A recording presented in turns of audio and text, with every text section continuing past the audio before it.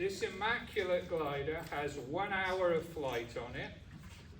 It has been thoroughly inspected by John Murray and given its annual, and then Stan Fasky, where's Stan from the FAA, who's graciously come to us. Everybody behave.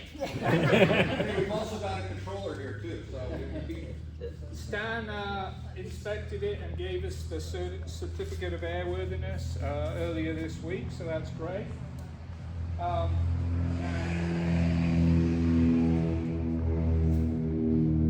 you guys and gals who are members of the club contributed to buying this glider through your assessments. But there were some individuals who bought additional stock to pay for the $163,000 glider. And I'd like to recognize some of those. Dan Reagan, Andrew Dignan. Let me toe punch. Okay. Tom McDonald. Richard Cedar. Bill Simmers. Brian Stoops. Bob Miller. Andrew Stryker. Dick Holsworth. Andrew Swanson. And I don't know, did I forget anybody? Is there anybody on? you. Oh, yeah, well, that's all right. Okay, I'd also like to give a shout out to Rolf Hegerle, who's struggling with kidney stones at the moment. But Rolf went over and did an inspection of this glider when they were building it for us in Germany, and he's also been the conduit of how we got our money into euros to pay over there. So thanks a lot to Rolf. So quite a while ago, we decided to name this glider for two members of the club, now unfortunately both deceased, Dieter Schmidt and Norman Leet. Hence the registration is November 243 Delta November. So the D and the N stand for Dieter and Norm. So hopefully we will remember them whenever we fly this machine. We did this to honor their wonderful contributions to the club, both before and after their deaths, through their donations of time and money to our club, and also significantly to our youth program, as well as for the purchase of the glider. So I'd like to tell you a little bit about those two gentlemen so we honor their memory. So, first of all, Dieter. So the Wasserkuppe, northeast of Frankfurt, and the Tech east of Stuttgart are two mountains in Germany which are significant to the development of gliding in Germany. Wolf Hirth made the Tech famous by flying there and building gliders nearby. The Flieger Group Dettingen and the Tech managed to preserve a small part of the original airport at the bottom of the Tech. And this is the club where Dieter started flying in 1963. I was only 5 then. One of you probably weren't born. All launches were with a winch, and due to the length of the field, they were lucky to make 1,000 feet AGL. After moving up to the KA8 and then a KA6, it became easier to catch a thermal, and from that altitude or even getting to the ridge was possible. So we have a KA6 on the and a K8. We have one of both of those in the club. Tim's a proud member of a K8, and Dan is a proud owner of a K6. So you'll probably see those flying. In 1966, Dieter left for the US to get his PhD in mathematics at the University of Minnesota. There he flew with the Minnesota Soaring Club and attained his American license for gliders and for power. His first job was at the University of Maryland from 1970 to 75. During that time, he was a member of the Mid-Atlantic Soaring Association. There he met Calvin Walker, who had an LS-1C on order, so they agreed.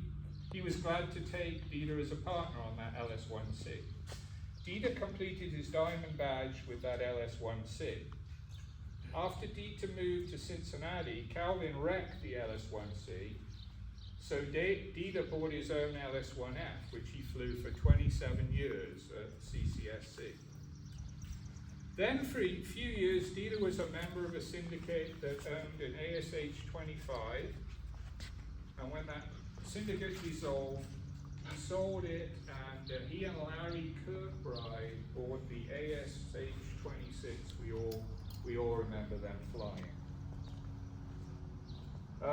The German gentleman that bought Dieter's ASH-25 encouraged Dieter to go with him to Bitterwasser in Namibia and arranged for an Arcus M rental over there.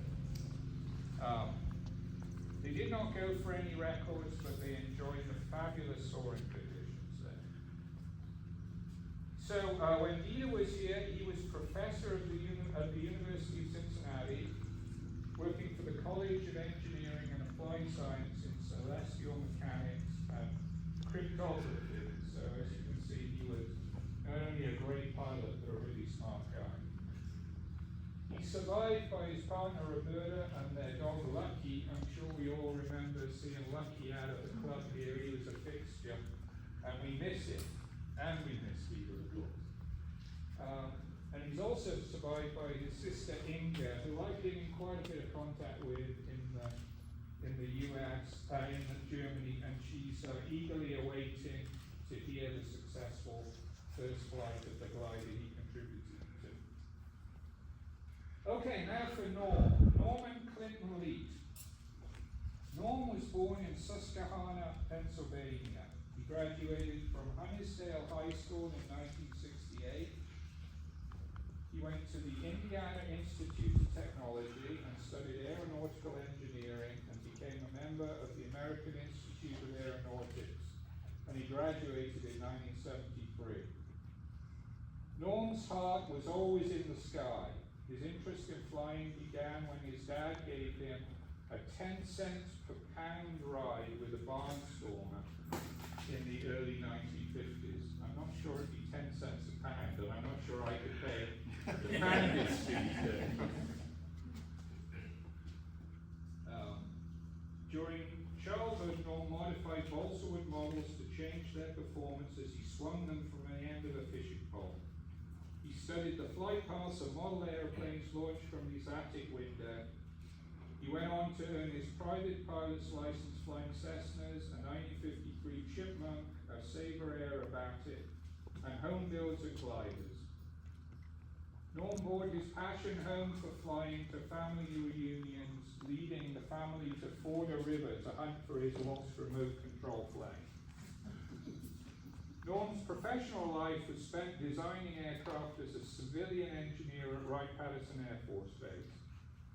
Early in his career, he analyzed loads and stresses on for the A-10 systems group. He served as lead engineer for all B-52 weapon integration programs and as chief flight engineer for the KC-135 development office. But the project he was most proud of was the F-35 Joint Strike Fighter. Norm was awarded the Air Force Outstanding Civilian Service Medal. He retired in 2011 after 37 years of service at Wright-Patterson Air Force Base. Norm enjoyed volunteering as part of the 3rd Saturday glider crew at Cedar Creek Soaring Club. I believe he was well known for his cheesecake and what went with the cheesecake? Cheesecake was Dieter's. It was That's great. Dieter. Norm. Oh, that was Steve. What was it? Grapes. Norm's was grapes. Okay. Bag of grapes for everything. Okay, sorry, yeah. Okay, so Anyway, we are very grateful for these two fine gentlemen. You will notice that not only were they great people, they were very smart people as well, and they left a great legacy here. We're grateful that these two fine gentlemen loved soaring and our club so much that they generously donated to the club and the youth group. And it's our great pleasure to return this generosity by naming our new club glider in their honor. So, November 243 Delta November will be known as Delta November for Dita and Norm, and we will sure she will serve the club for many years into the future. So I don't think there are any of Norm's or Dita's family here. Nicole, would you come up? And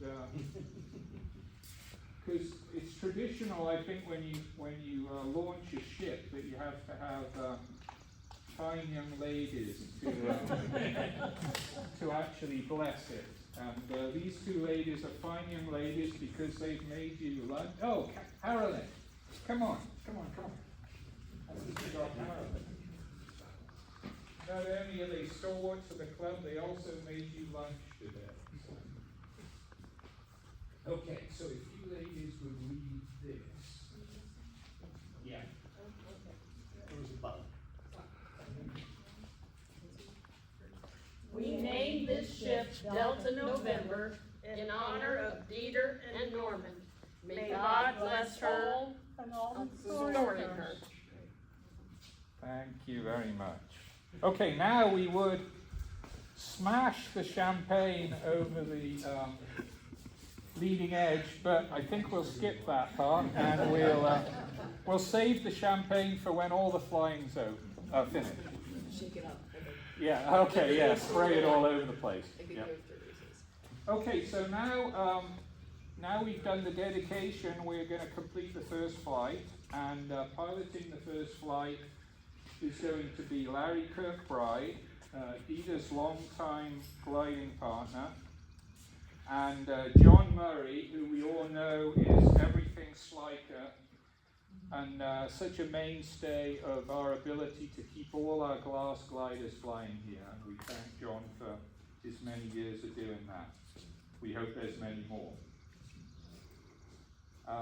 Performing the tow will be Andrew Dignan in recognition of his contributions to getting the plane bought, registered, and paid for.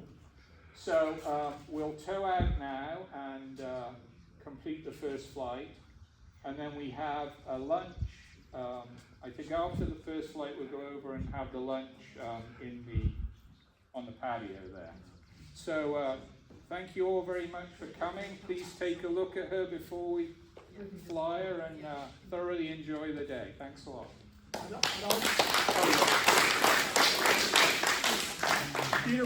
Dieter was a great partner, but he also donated money to the club and the youth group at his old club in Germany. So he was a very generous individual. Yeah. Yep. All right. Thank you very much.